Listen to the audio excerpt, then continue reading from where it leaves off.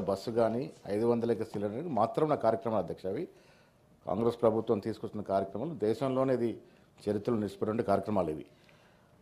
పెద్దలు జీవన్ రెడ్డి గారు అడిగినట్టుగా అసలు కేంద్ర ప్రభుత్వం మనకు ఎంతకు సిలిండర్ ఇస్తూ ఉంది, ఆ గ్యాప్ ఏదైతుంది ఎంత మనం కేంద్ర ప్రభుత్వం కడతా ఉన్నాము, ఇంత పెద్ద ఎత్తున భారం పడ్డ అంత అమౌంట్ కట్టినప్పుడు కూడా మహిళలు సంతృప్తిగా లేరంటే వారికి 500కే సిలిండర్ ఇచ్చిన తర్వాత పైసలు ఎప్పుడో లేటుగా వస్తూ ఉన్నాయి.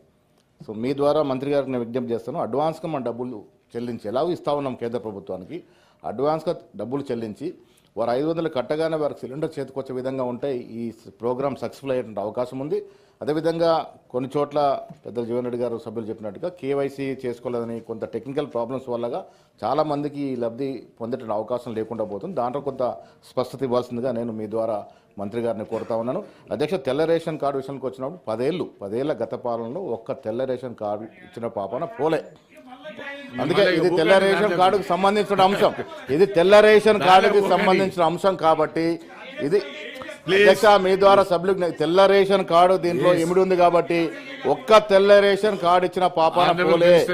ఇవాళ మహిళలకి సంపూర్ణ న్యాయం చేసిన దిశగా మా ప్రభుత్వం పోతా ఉంది. అధ్యక్ష, ఆనరబుల్ మినిస్టర్ గారు, చైర్మన్ గారు, నేను హిందువులు ఎక్కువ ఉండే రాష్ట్రం అధ్యక్ష. గత ప్రభుత్వ 10 ఏళ్ల కాలంలో వేములవాడకి సాక్షాత్ ఆనాడు ముఖ్యమంత్రి వెళ్ళి ఎన్నో మాటలు చెప్పి వేములవాడని పక్కన పెట్టిన సందర్భం. అదే అడుగుతున్నాను, యాదాద్రి కట్టి కూడా అన్ని లోపాలతో కట్టిన సందర్భం. ఇలా మేము అధికారంలోకి వచ్చిందో వేములవాడకి ఇవ్వాల్సిన నిధులు ఇవ్వడమే కాకుండా అక్కడ అన్నసాన సత్రంతో పాటు అన్ని హంగులు కలుగజేస్తాం. అధ్యక్ష, నేను మీ ద్వారా మంత్రి గారిని గతంలో ఓన్లీ యాదాద్రికే పరిమితమైన అభివృద్ధి ఇటు ఉత్తర తెలంగాణ ఉన్నటువంటి వేములవాడ కానీ కొండగట్టు కానీ ధర్మపురి కానీ ఇవన్నిటికి కూడా ఉత్తర తెలంగాణకు నీళ్లు, దక్షిణ తెలంగాణకు గుళ్ళు అని గుళ్ళ పేరిట ఒకటే గుడికి చేసినారు, అది కూడా లోపాలతో కట్టినటువంటి సందర్భం మనం మర్చిపోలేము. అధ్యక్ష, మంత్రి గారిని మీ ద్వారా అడుగుతా ఉన్నాను, ఇక్కడ ఉన్నటువంటి గుళ్ళకి పూర్వ ప్రాచీన తీసుకురావడం కాకుండా అభివృద్ధి చేయడానికి ఏ కార్యక్రమాలు తీసుకుంటా ఉన్నారో చెప్పాల్సింది విజ్ఞప్తి చేస్తా ఉన్నాను.